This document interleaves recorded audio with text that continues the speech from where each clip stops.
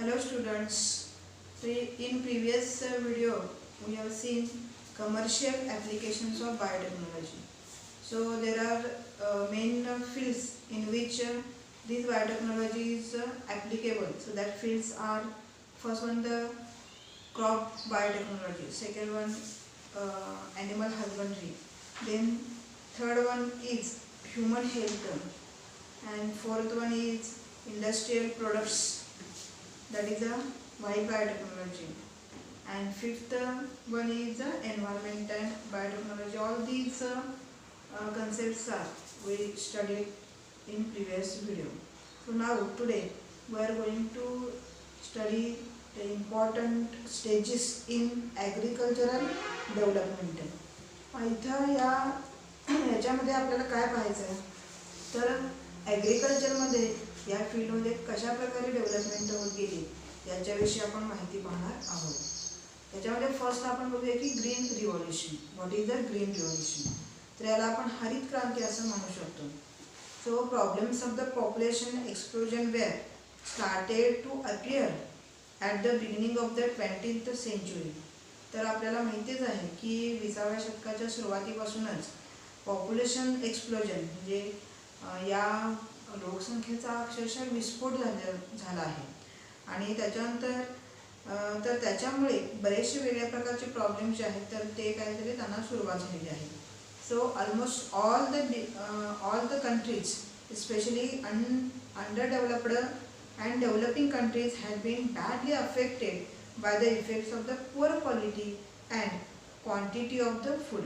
आता याच्यामध्ये जास्तीत जास्त परिणाम कोणाच्यावर झाला की जे अविकसित देश होते किंवा जे विकसनशील देश होते तर यांच्यामध्ये या कंट्रीजवर याचा काय त्याला इफेक्ट झालेला आहे. मग याच्यामध्ये पुअर क्वालिटी जे आहे म्हणजे अतिशय कमी गुणवत्तेचे किंवा क्वांटिटी जी आहे तर ती लेस क्वांटिटी अशा प्रकारचे इफेक्ट जे आहेत तर ते या कंट्रीजवर झालेले आहेत. So various methods applied for the harvesting maximum yield from the minimum land are collectively called as a green revolution. मग इथं या प्रॉब्लेमवर ओव्हरकम करण्यासाठी काय झाली ही हरित क्रांती ही कन्सेप्ट जी आहे तर ती अराईज झालेली आहे असं आपण म्हणू शकतो. So what is that green revolution?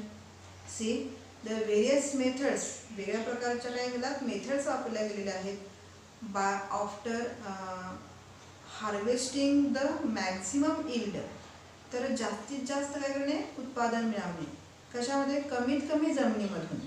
So that is collectively called as a green revolution. या सगळ्याला आपण काय म्हणू शकतो ग्रीन रिव्होल्यूशन असं म्हणू शकतो. म्हणजे कमीत कमी जमिनीमध्ये जास्तीत जास्त उत्पादन मिळवणे याच्यामध्ये ज्या ज्या मेथड्स वापरले जातात त्या सर्वांना मिळून ग्रीन रिव्होल्यूशन आपण म्हणू शकतो. So here improvised dwarf varieties of the wheat, rice, proper use of the fertilisers and pesticides and water management has led to the increased production of the food grains and thereby large population has been saved from the hunger. आणि मग याच्यामध्ये या green रिव्होल्यूशनमध्ये काय काय आहे याच्यामध्ये present किंवा include आहे तर या व्हीट आणि राईसच्या ज्या डॉर्फ व्हरायटीज आहेत इम्प्रूव्ड अशा कमी उंचीच्या ज्या व्हरायटीज आहेत तर त्याचा यूज करण्यात आला. फर्टिलायझर्स वापरले गेले, पेस्टिसाइड्सचा वापर आणि वॉटर मॅनेजमेंट म्हणजे पाण्याचे जे व्यवस्थापन आहे तर याच्यामुळं यामध्ये आपण काय करू शकतो प्रोडक्शन जे आहे ग्रेन्सचं म्हणजे धान्याचं जे उत्पादन आहे तर ते काय होतं वाढण्यास मदत होते.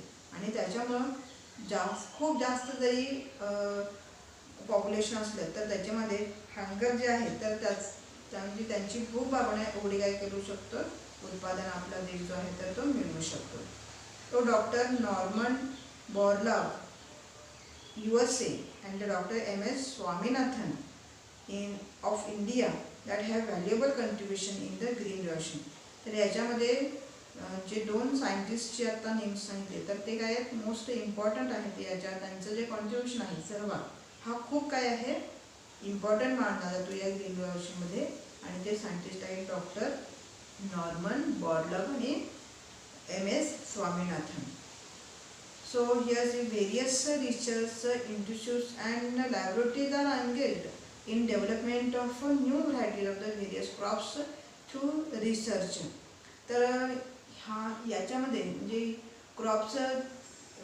क्रॉप्समध्ये वेगळ्या प्रकारचे इम्प्रूव्हमेंट्स किंवा त्याच्या व्हरायटीजमध्ये इम्प्रूव्हमेंट करण्यासाठी वेगवेगळ्या प्रकारच्या इन्स्टिट्यूट्स म्हणजे संस्था आणि लॅबोरेटरी ह्या काय करतात, वर्क करतात, रिसर्च करतात. There is a various type of research all done in these types of institutes for the production or for the preparing new varieties of the various crops. For example, see Indian Agriculture Research Institute, so that is the IARI, so that is at New Delhi. Then National Citrus Research Institute, Nagpur, and that are allied branches, त्याच्या वेगळ्या प्रकारच्या branches. Indian Institute of Science, National Program Pomegranate Research Institute, Solapur. All these are different institutes which always done research about the different crops for the preparing new types of improved varieties of various crops. Now see, so this is about the Green Revolution. Now White Revolution. What is a White Revolution? तर ही श्वेत क्रांती असं आपण याला म्हणू शकतो. Various parts of the India were rich in milk and milk products. However, those products were not sufficient to meet the needs of far-flung regions. आता तर आपल्या इंडियामध्ये कितीतरी वेगळ्या ठिकाणी मिल्क आणि मिल्कचे प्रोडक्ट्स जे आहेत तर ते काय केले जातात, तयार केले जातात. पण हे जे प्रोडक्ट्स आहेत हे काय सफिशियंट नाही आहेत. तर प्रत्येक सर्वच ठिकाणचे किंवा रिजन जे आहेत तर त्यांच्यासाठी हे काय आहे, पुरेशा प्रमाणात नाहीत. मग याच्यासाठी doctor Varghese Kurien proved through the cooperation movements and use of the biotechnology that dairy cannot be allied, but it will be the mainstream business. तर याच्यासाठी डॉक्टर वर्गीस क्युरियन तर यांनी काय केलं, बरंचसं वर्क केलेलं आहे आणि त्यांनी हे काय प्रूव्ह करून सांगितलं, दाखवलं की ज्या कोऑपरेटिव्ह मुवमेंट्स आहेत म्हणजे ज्या सहकार चळवळी ज्या आहेत तर त्याच्यामधून डेअरी जी इंडस्ट्रीज आहे तर ती सर्वच लोकांचं जे मिल्कचं जे काय सफिशियंट अमाऊंटमध्ये मिल्क प्रोडक्ट्स प्रोव्हाइड करतं असं नाही, तर हा एक होऊ शकतो, एक वेल नोन बिझनेस होऊ शकतो. हे त्यांनी काय केलं, प्रूव्ह करून दाखवलेलं आहे. So he put the cooperative dairy movement of the Anand Gujarat at all high status. आणि मग त्यांनी काय केलं की फर्स्ट टाइम आनंद या ठिकाणी जे गुजरातमध्ये आहे तर या ठिकाणी त्यांनी पहिल्यांदा ही काय केली, कोऑपरेटिव्ह डेअरी जे आहे मुवमेंट म्हणजे ह्या सहकार तत्वावर चालणाऱ्या डेअरी ज्या आहेत तर त्याची काय केली त्यांनी सुरुवात केलेली आहे. So while achieving the self sufficiency in dairy business various experiments were performed for quality control newer dairy products and their preservations. आता एकदा का हे सक्सेसफुल झालं म्हणजे सेल्फ सफिशियंट झालं डेअरी प्रोडक्ट्सच्या बाबतीत डेअरी बिझनेस जो आहे तर तो, तर त्याच्यानंतर त्याच्यावर वेगळ्या प्रकारचे जे एक्सपेरिमेंट्स आहेत so that are performed to maintain the quality. तर ह्या मिल्क किंवा मिल्क प्रोडक्टची जी क्वालिटी आहे तर ती मेंटेन करण्यासाठी वेगळ्या प्रकारचे एक्सपेरिमेंट्स, त्याच्यानंतर नवीन नवीन प्रकारचे डेअरी प्रोडक्ट्स जे आहेत तर ते तयार करणे किंवा त्यांचं प्रिझर्वेशन करणे, ते तो योग्य रीतीनं साठवून ठेवणे याच्याविषयी काय केला रिसर्च सुरू केल्यानंतर why people from all over the world are again preparing the local wild variety. आता आपल्याला माहिती आहे की एवढं सगळं असलं तरी बऱ्याच ठिकाणी पूर्ण जगभरामध्ये प्रत्येकजण काय करतो की ज्या लोकल व्हरायटीज आहेत तर त्याच काय करतो, त्याला प्रेफरन्स देण्यात येतो. तर याच्यानंतर आहे ब्ल्यू रिव्होल्युशन, ज्याला नील क्रांती असं म्हणू शकतो आपण. हे काय आहे बघूया. तर production of the various useful aquatic organisms with the help of water, that is called as a blue revolution. तर ब्लू रिव्होल्युशन म्हणजे काय बघा, वेगळ्या प्रकारचे ॲक्वॅटिक जे ऑर्गॅनिझम्स आहेत जे with the help of the water production of that increase, so that is called as the blue revolution. त्याला आपण ब्लू रिव्होल्युशन असं म्हणू शकतो. म्हणजे पाण्यामध्ये असणारे जे काय ऑर्गॅनिझम्स आहेत विच आर इडिबल, तर त्यांचं प्रोडक्शन जे आहे तर ते काय करणे, वाढवणे. तर याला आपण ब्लू रिव्होल्युशन असं म्हणू शकतो. So from the ponds and the fishes are very common in East Asian countries. तर एखाद्या तळ्यामध्ये किंवा त्याच्यामध्ये फिशेस जे आहेत तर हे वाढवणे हे काय आहे, आपल्या ईस्ट एशियन जे कंट्रीज आहेत तर त्याच्यामध्ये काय कॉमन आहे. However, people are not only thinking of the cultivating fishes and shrimps but other aquatic plants and animals too. तर इथं फक्त हे फिश जे आहेत तर त्याचंच प्रोडक्शन नव्हे, किंवा फिश किंवा श्रिम्स जे आहेत, श्रिम्स म्हणजे झिंगे, यांचं प्रोडक्शनच नव्हे तर वेगळ्या प्रकारचे ॲक्वॅटिक जे प्लांट्स आहेत किंवा अदर टाईपचे काही ॲनिमल्स सुद्धा आहेत तर यांचंसुद्धा जे प्रोडक्शन आहे तर ते काय करतात, यांचं कल्चरिंग करणे याच्याविषयी लोक काय करतात, विचार करतात. So therefore government of the India has vowed to increase the production by encouraging the peoples for pisciculture by launching the program that is Neela Kranti Mission 2016. So that is called as a NKM 16.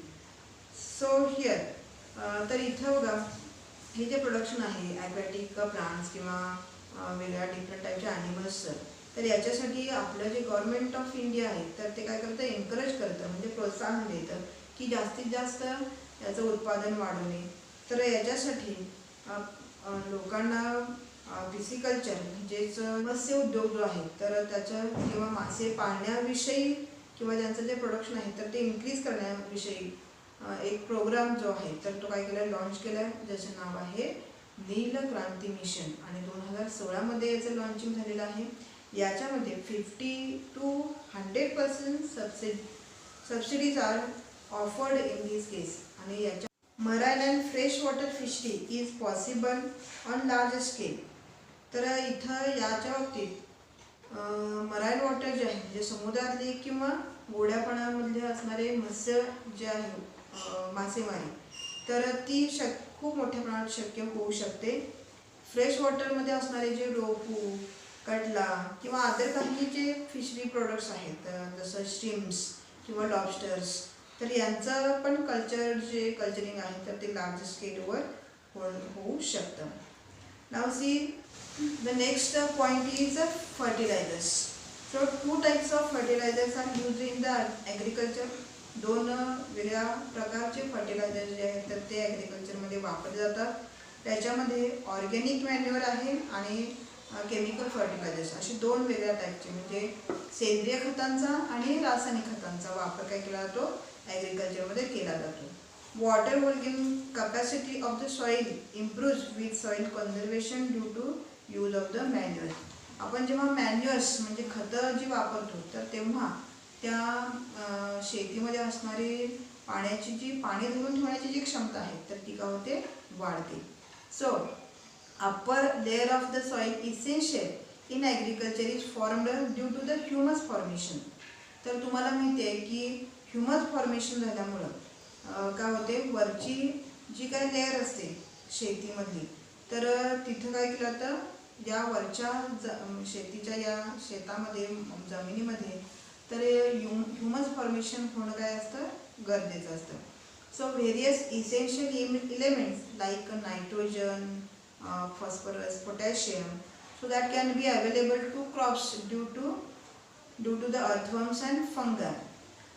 तर इथं जेव्हा organic काही खतं वापरली जातात तर त्याच्यामध्ये earthworm किंवा फंगस काही वेगळ्या प्रकारचे जमिनीमध्ये असतात तर त्यांच्यामुळं काय केलं जातं, जमिनीमध्ये नायट्रोजन, फॉस्फरस किंवा पोटॅशियम यांचं हे जे काही इसेन्शियल जे इलेमेंट्स आहेत जे जमिनीसाठी किंवा या मातीसाठी काय असतात, पिकांसाठी आवश्यक असतात, तर त्यांचं काय होतं ते वाढतात या फंगस किंवा या अर्थफॉर्ममुळे.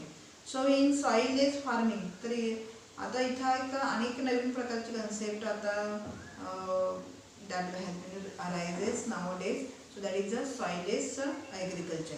तर याच्यामध्ये म्हणजे जेव्हा सॉइललेस फार्मिंग केलं जातं तर तेव्हा हायड्रोपोनिक्स लिक्विड केमिकल फर्टिलायझरचा यूज राहतो. तिथे हायड्रोपोनिक्स जे आहेत म्हणजे लिक्विड काही टाईपचे केमिकल फर्टिलायझर्स काय केले जातात, वापरले जातात. So however there are more harmful effects of the liberal use of the chemical fertilisers. पण जेव्हा खूप जास्त प्रमाणात ते केमिकल फर्टिलायझर्स वापरले जातात तर तेव्हा मात्र ते काय असतात, हार्मफुल असतात. So it include the decrease in the fertility of the soil. त्याच्यामध्ये मुख्य करून कोणता इफेक्ट होतो सॉइलवर, तर सॉइलची जी फर्टिलिटी असते म्हणजे सुपीकता जी आहे तर ती काय होते, याच्यामुळे डिक्रीज होते म्हणजे कमी कमी होत जाते. त्याच्यानंतर इन्सेक्टिसाइड्स बघूया आपण. इन्सेक्टिसाइड्स म्हणजे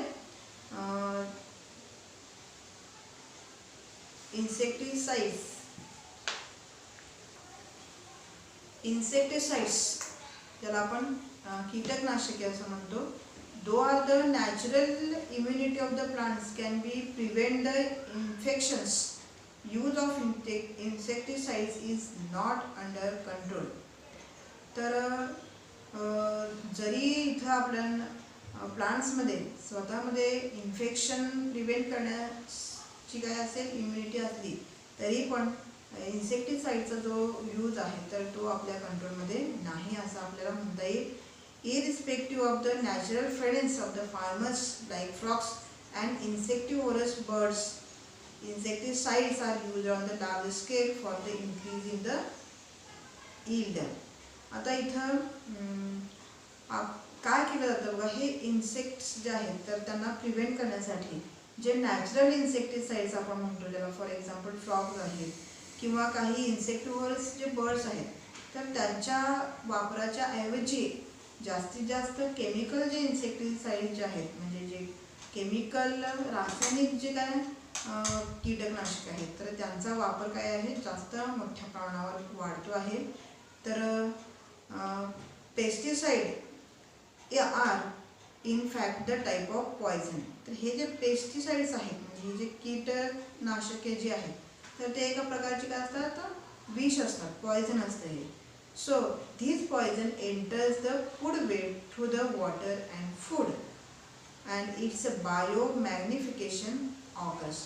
आता हे काय होतं बघा, ॲक्च्युली जेव्हा हे इन्सेक्टिसाइड किंवा हे जे पेस्टिसाइड जे आहेत तर ते वापरले जातात तर तेव्हा त्याच्यामध्ये असणारं जे पॉयझन आहे तर ते फूड चेनमध्ये काय होतं, एंटर होतं आणि फूड चेन थ्रू काय केलं जातं, फूड चेन हे वॉटरमध्ये का वॉटर थ्रू ह्याच्या फूड चेनमध्ये एंटर होतं आणि त्याचं काय होतं, मॅग्निफिकेशन होतं फूड चेनमध्ये. So various pesticides like DDT, malathion, chlorpyrifos etcetera they have been proved to be dangerous. तर काही जे पेस्टिसाइड जे आहेत जसं DDT सारखे किंवा मेलाथिओन जे आहेत तर ते क्लोरोपायरिफॉस आणि हे सगळे जे आहेत तर ते काय आहेत, डेंजरस आहेत असं आपण म्हणू शकतो. त्याच्यानंतर नेक्स्ट बघूया आपण ऑर्गॅनिक फार्मिंग म्हणजे काय. तर याला सेंद्रिय शेती असं म्हटलं जातं. तर हा जो कन्सेप्ट आहे तर तो काय होतो, आता हल्ली खूप मोठ्या प्रमाणात वाढत आहे. तर ऑर्गॅनिक फार्मिंग म्हणजे काय पाहूया आपण. Nowadays organic farming and organic products have been buzzwords. तर हे काय अक्षरशः परवलीचे शब्द झालेले आहेत. तर इथे काय केलं जातं बघा, organic products are been available for the demand for them in ever increasing. तर इथं जे प्रोडक्शन आहे किंवा शेतीमध्ये ही जे फार्मिंग केलं जातं याच्यामध्ये ऑर्गॅनिक प्रोडक्ट्स जे आहेत तर त्यांचाच फक्त काय केला जातो, वापर केला जातो. म्हणजे सेंद्रिय प्रकारचे जे काही घटक आहेत तर त्यांचाच वापर या शेतीमध्ये केला जातो. Chemical fertilisers and pesticides have been used on the large scale. आता आपण बऱ्याच ठिकाणी बघतो की सर्रास सगळीकडे काय होतं, केमिकल फर्टिलायझरचा वापर काय होतोय, खूप मोठ्या प्रमाणात होत आहे. So these poisonous chemicals reach the human body through the food and water and their adverse harmful effects on the human and environment become apparent. आता आपण बघतोय की या केमिकल फर्टिलायझर्समध्ये कितीतरी डेंजरस असे काही केमिकल्स वापरले जातात आणि हे जे आहे केमिकल्स आहेत तर ते फूड थ्रू काय होतात ह्युमन बॉडीमध्ये एंटर होतात आणि त्याचे ॲडव्हर्स इफेक्ट जे आहेत तर ते आपल्याला हल्ली दिसू लागलेले आहेत. So various problems like the soil fertility, pest infestations that have been serious.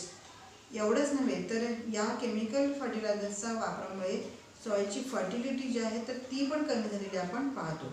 So as to overcome these problems, तर या सगळ्या प्रॉब्लेम्सवर मात करण्यासाठी आपण it include the complete ban of the chemical fertilisers and pesticides and use of the local sturdy varieties and thereby maintaining the natural balance.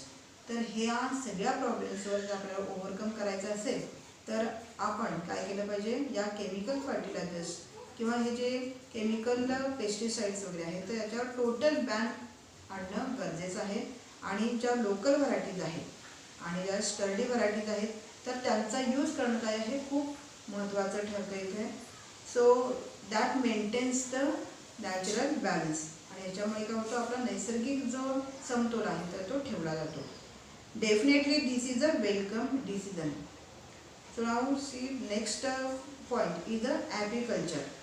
So apiculture म्हणजेच start. Now see the next point is the apiculture. What is the mean by apiculture? याचं meaning आपण काय सांगू शकतो बघा. ॲपिकल्चर म्हणजे मधुमक्षी पालन म्हणजे मधमाशा पाळणे. You must have seen the bee hives. तर तुम्ही मधमाशाचं पोळ पाहिलं असेलच. Worst method of the harvesting or the collecting and the honey from these hives is driving away the bees by smoking the hive with the burning torch and then cutting the hives into pieces. तर आपल्याकडे कशी परंपरागत जी traditional method आहे मध गोळा करण्याची तर ही काय एक वर्स्ट मेथड आहे असं आपण म्हणू शकतो.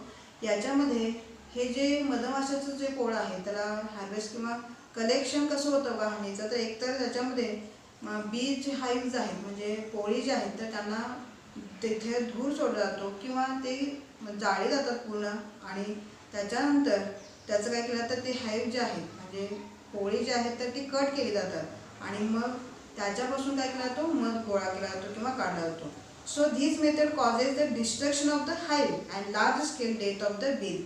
तर याच्यामुळे नेमकं काय होतं पहा की ही जी ट्रॅडिशनल मेथड आहे तर याच्यामुळे बऱ्याच मोठ्या प्रमाणावरचे हाईव्ज जे आहे म्हणजे त्याच्यामध्ये पूर्णपणे त्या पोळ्याचं काय होतं डिस्ट्रक्शन होतं म्हणजे ते नष्ट होतात किंवा खराब होतात किंवा याच्यामध्ये ज्या बीज आहेत म्हणजे मधमाशा आहेत तर त्या मोठ्या प्रमाणावर मारल्या जातात.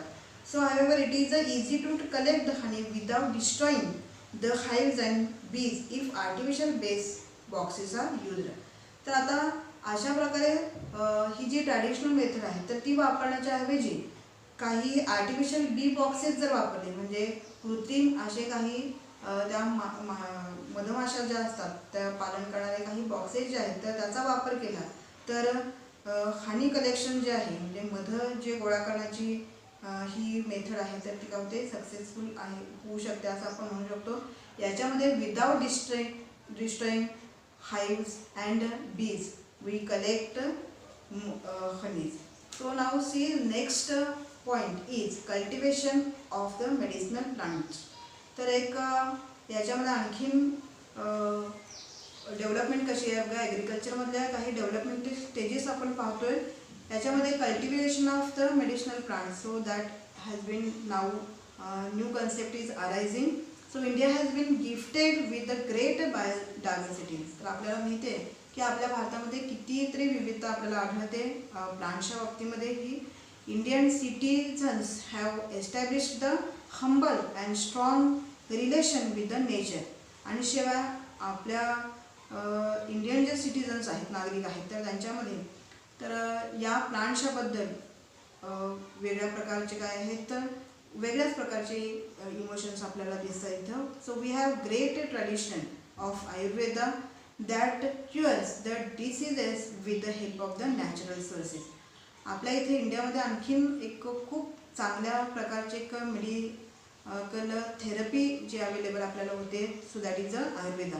याच्यामध्ये without any type of chemical medicines we cure all different types of the diseases with some natural sourceses. काही ज्या नॅचरल सोर्सेस, काही नैसर्गिक अशाच काही स्रोतांपासून कितीतरी वेगळ्या प्रकारचे डिसीजेस जे आहेत तर ते काय केले जाऊ शकतात, क्युअर केले जाऊ शकतात with the help of medicinal plants.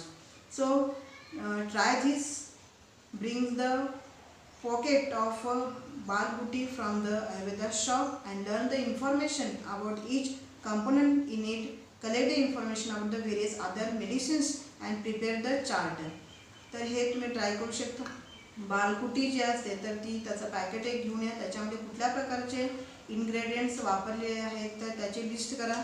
त्याच्यानंतर अशा प्रकारे या वेगळ्या इन्ग्रेडियंट्सच्या बद्दलची इन्फॉर्मेशन जी आहे तर ती तुम्ही कलेक्ट करू शकता.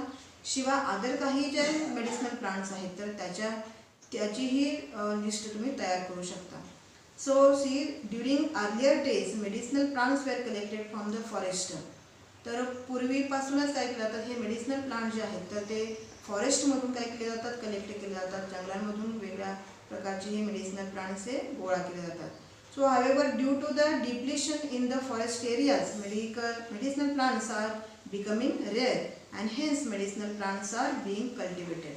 तर जास्तीत जास्त या मेडिसिनल प्लांट्स नेहमीच हे कलेक्ट केल्यामुळं ह्या मेडिसिनल प्लांट्स आता हल्ली काय होत चालले, रेअर होत चालले. So to overcome this we may cultivate different types of medicinal plants in agriculture. Now next one is the fruit processing. Fruit processing, so what is the fruit processing? तर काही वेगळ्या प्रकारच्या फळांवर प्रक्रिया केली जातात आणि त्याचे डिफरंट प्रॉडक्ट्समध्ये काय केलं जातं, तयार केले जातात. So that is a fruit processing. तर याच्यामध्ये बघा काय आहे ते, we are daily using various products prepared from the fruits. तर आपण काय करतोय, नेहमीच वेगळ्या प्रकारचे फ्रूट प्रोडक्ट्स जे आहेत तर त्यांचा वापर करतो. All that are consuming the products like the chocolates, juices, jams, jellies etcetera. त्याच्यामध्ये नेहमीच आपण काय करतो की चॉकलेट्स किंवा ज्युसेस, जॅम्स आहेत, डिफरंट टाईपचे जेलीज आहेत तर त्या आपण कन्झ्युम करतो, खातो आपण. So all these products can be produced by processing on the fruits. तर हे सगळे जे प्रोडक्ट्स आहेत तर ते फ्रूट्सवर विशिष्ट प्रकारची प्रक्रिया करून तयार केले जातात. So fruits are perishable agro produce. So it needs the processing in such a way that it can be used throughout the year. तर फ्रूट्स असे काही ॲग्रिकल्चरल प्रोडक्ट आहेत जे पेरिशेबल आहेत, म्हणजे जे काय होतात नाशवंत आपण म्हणू शकतो त्याला. तर त्याच्यावर समजा जर आपण काही विशिष्ट प्रकारच्या प्रोसेसिंग केलं, we may use that throughout the year. आपण त्याला काय करू शकतो, वर्षभर त्याचा वापर करू शकतो. So fruit processing includes various methods. तर याच्यामध्ये वेगळ्या मेथड्स आपण वापरू शकतो. तर याच्यामध्ये ranging from the storage in cold storage to the drying. याच्यामध्ये खूप व्हरायटीज आपल्याला दिसतात त्या फ्रूट प्रोसेसिंगमध्ये. एकतर जे फ्रूट्स आहेत तर ते कोल्ड स्टोरेजमध्ये काय करणे, त्याचा स्टोअर करून ठेवणे, किंवा ड्राईंग आहे, साल्टिंग वगैरे, अशा कितीतरी डिफरंट मेथड ज्या आहेत तर त्या आपण वापरू शकतो. त्याच्यानंतर एअरटाईट पॅकेजिंग करू शकतो आपण, किंवा डिफरंट काही फ्रूट्स आहेत त्याचं we may prepare the murambas, we may evaporate that fruits, और all these different methods are used in fruit processing. So this is about this chapter, cell biology and biotechnology. All of you solve the exercise which is given in your textbook.